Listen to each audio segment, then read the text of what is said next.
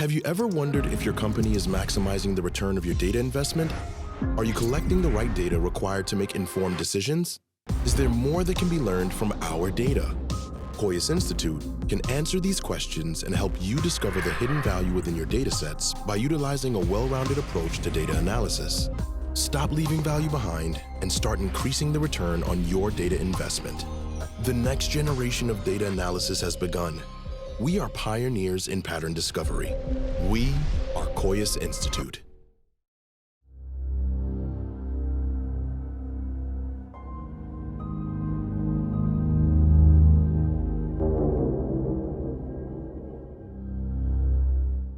So my name is Nick Cook, and for about 15 years, I was the aviation editor of Jane's Defence Weekly.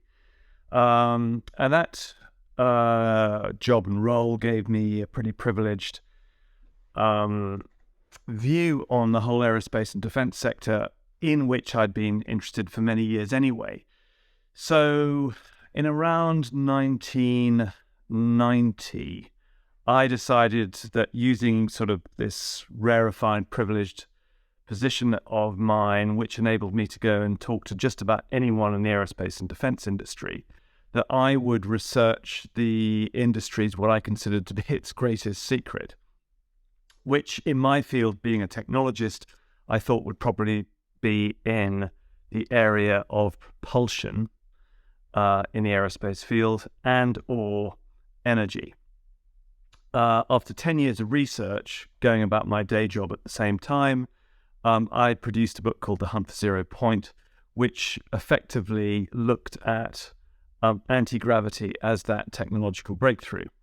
And it sort of postulated whether the US government in particular had been able to break through into an area of propulsion that would give it an aerospace vehicle that looked a lot like a UFO.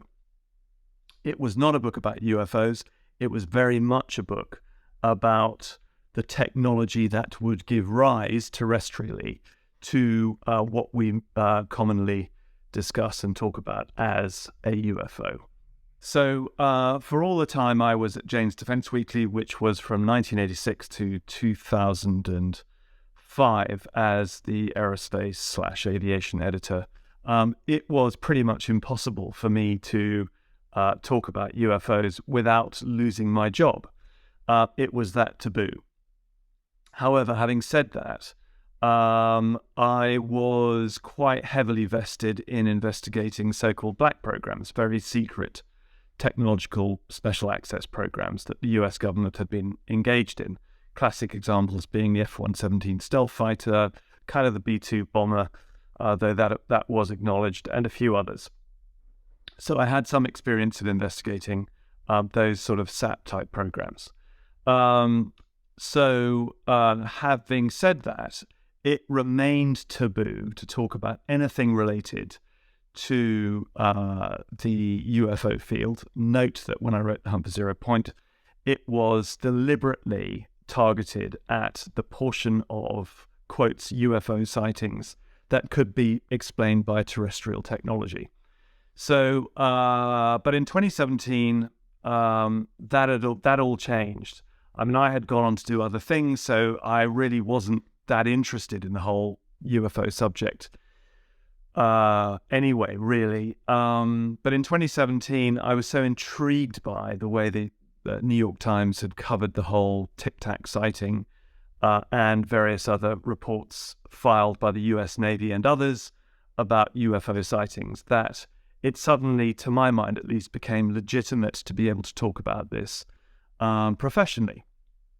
So, and I've also found that that other professionals who would previously have been reluctant to talk about this subject were engaged in it as well. So the whole 2017 shift, in my view, has been absolutely fundamental.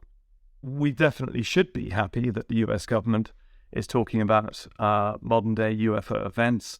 Obviously, we've had the US Navy shift, and that was fundamental in allowing this conversation to proceed. The US Air Force has openly been investigating UFOs more or less since the modern era of sightings in sort of 1947-ish onwards, particularly through Project Blue Book, which folded in 1969. So to say that there had only been a more recent sightings database to acknowledge in the ODNI report is disingenuous, to say the least. And the fact that the US Air Force, which is charged with defending US airspace, was so noticeably absent in the ODNI report is again deeply suspicious, in my view, although I understand it, because the sightings database from 1945 onwards is one of very close linkage to nuclear weapons activity. So understandably, with a number of interventions, to my mind, well-documented interventions having been made in the nuclear sphere, it is unsurprising that the ODNI report, and particularly the absence of any US Air Force presence in the ODNI report, is there. And it's there, or rather, it's not there, because the intervention aspect in nuclear technology and nuclear secrets is one that no one in their right mind would want to acknowledge, at least from a national security point of view. I think on the one hand, it's being stimulated because it is impossible to cover up anymore. Once you have the US Navy saying that it is encountering things in the sky that it cannot explain, and that it is encountering them relentlessly, which it clearly has been, that is a very difficult conversation, even within the military, to keep quiet. So that's one thing. But there are other aspects to this conversation as well. And I don't think we should ever forget that being a very multi-layered phenomenon, that we should not accept what we are being told at face value. There are many good reasons, as I've covered in the past, both in writing and in documentary form, why the US government or any other government would want to hide stuff behind the UFO phenomenon. And it clearly has done that. We know from the 50s and 60s onwards that the CIA in particular was keen to hide aerospace developments like the U-2 spy plane and the A-12 spy plane, the SR-71, behind the UFO phenomenon. And just because things have become a little bit more open now, there's no reason to suppose that obfuscation and that hiding of tech behind the UFO phenomenon should have ceased. So I think we need to be careful. Well, I'm pleased that the phenomenon is being openly addressed and talked about through the active intervention of the US Congress. I think this is a very healthy step. I hope that it will lead to more transparency. There's obviously going to be a question about, can we handle the truth? I think we can handle the truth, but the truth is pretty multi-layered.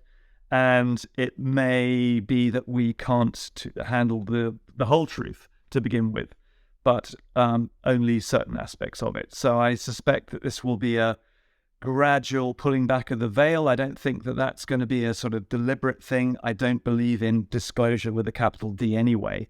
I think that disclosure is happening whether government entities like it or not. I think it's a natural process rather than a process that is engineered by any particular government entities. So all of this is happening, whether people would like it or not.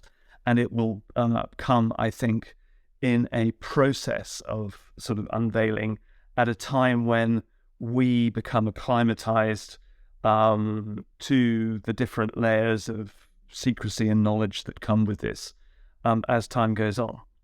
Well, I'm a former journalist, so I do understand why the media doesn't cover this in the depth that ufology would like it to. These are for natural reasons, I think, for the most part. The one that I know all about it because I took an active decision during the writing and research period of The Hunt for Zero Point that I would take things incredibly cautiously on this subject. You do that, I think, out of a sense of sort of professional due diligence. I did not want to open myself up to the scrutiny of my peers during the 1990s, particularly, because they were not in a position to accept any of this stuff. Looking around, I still don't think they're in a particular good place to openly accept it.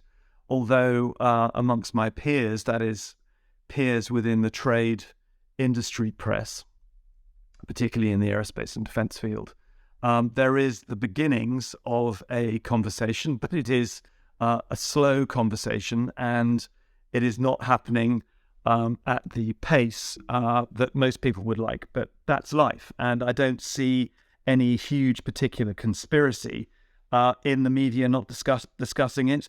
I mean, one of the reasons it wouldn't want to discuss it is that it is so utterly bizarre, and it is much easier to put these things on the side rather than to confront them directly. So I get that. It's human nature and understandable. I think this conversation will evolve naturally. Indeed, it is evolving naturally, and it's taking place in all the places where we would expect to see it, most notably in social media, not particularly, as we've discussed, in the traditional media, but there are pockets where obviously it is being discussed in the wider media. Where would I like it to go? Well, I would like it obviously to be acknowledged and discussed as openly as possible. But as per my previous answer, I think that it will evolve at the pace that it is meant to evolve in, and if that leaves some people feeling frustrated at that pace, I think that's unfortunate, but it's life. So we just have to accept that, and for those who are involved in the subject, continue to plug away and dig away at it. And there's plenty to get one's teeth into. Well, I'm not overly familiar with the Wilson leaks, but I'm familiar with them enough to believe that they are genuine. I think that the events as depicted in the Wilson leak documents are on a general level accurate. I mean, I've read a lot of documentation in my journalistic career, and you sort of get the whiff of what is genuine and what isn't. And the Wilson leak documents come over pretty genuinely to me. There's another dimension to it as well, which is I know quite a few of the people involved in those purported discussions, and I don't think any of them would make it up. Now, whether somebody else has made it up and come up with that document is a different question. But I haven't delved into it deeply enough to know whether the sort of the documentation evidence itself is strong enough to say it's genuine or not. But my feeling is that the document or the discussion as it unfolds in those documents is probably based on real events. Well, obviously, I wrote an entire book in The Hunt for Zero Point that was about the development of breakthrough technologies that would commonly be mistaken or associated with those to do with UFOs. Extraordinary technologies, extraordinary breakthroughs. When I wrote the book, I did not for a moment want to belittle how tough that challenge was or is. There was evidence, as I uncovered it in that book, in my book, that the US government in particular had been trying to break through for many, many years. The whole book started, in fact, with revelations from traditional aerospace companies that they were extremely interested in anti-gravity technology from the sort of the 1950s onwards. I've come to believe since, and particularly recently, that aerospace vehicles that one might describe as extraterrestrial, whatever that actually means, have crashed to Earth and have been recovered. And obviously, because of the secrecy component attached to them, that fact has been held behind layers or levels of secrecy that are unprecedented, even amongst some of the technology developments that I've handled in my career as a journalist, or I've examined in my career as a journalist. So I think the evidence, whilst circumstantial for the most part, and perhaps tangential in others, I still think that the evidence is pretty overwhelming. And if you strip away some of the more outlandish conspiracy stuff, it is fairly consistent. So in my view, yeah, I think vehicles have been recovered, and I think that they are held in great secrecy by governments. And I'm not just saying the US government here, I think other governments possibly have them too. Well, this will overlap slightly with the answer I just gave, but having said that, I think that vehicles have crashed and been retrieved. I don't think that's the same thing as saying that breakthroughs have been made in understanding how they work. I think, given the highly advanced nature of the performance of some of these vehicles that come down to us through observation, testimony, that learning how to master them, even though we consider ourselves to be pretty technologically advanced now as a species, is not going to be straightforward at all. I think that the challenges associated with understanding, let alone reverse engineering some of these technological breakthroughs, are immense. On a scale far larger, I think, than the breakthrough physics required, for example, to develop the atomic bomb. So even if some of these vehicles had crashed when people say they had, which was a great many years ago, let's say from 1947 onwards, it is by no means a certainty that they would have been understood technologically, and those technological skills and developments mastered by now. So we should probably wait and see if anyone reveals anything on that. I think that is going to be unlikely, and I think it'll only come about through duress and or through leaks. And as I've said in a previous answer, I think that there are many veils that are drawn over this subject, deliberately and accidentally, that make our penetration of those secrets an extremely difficult challenge to undertake.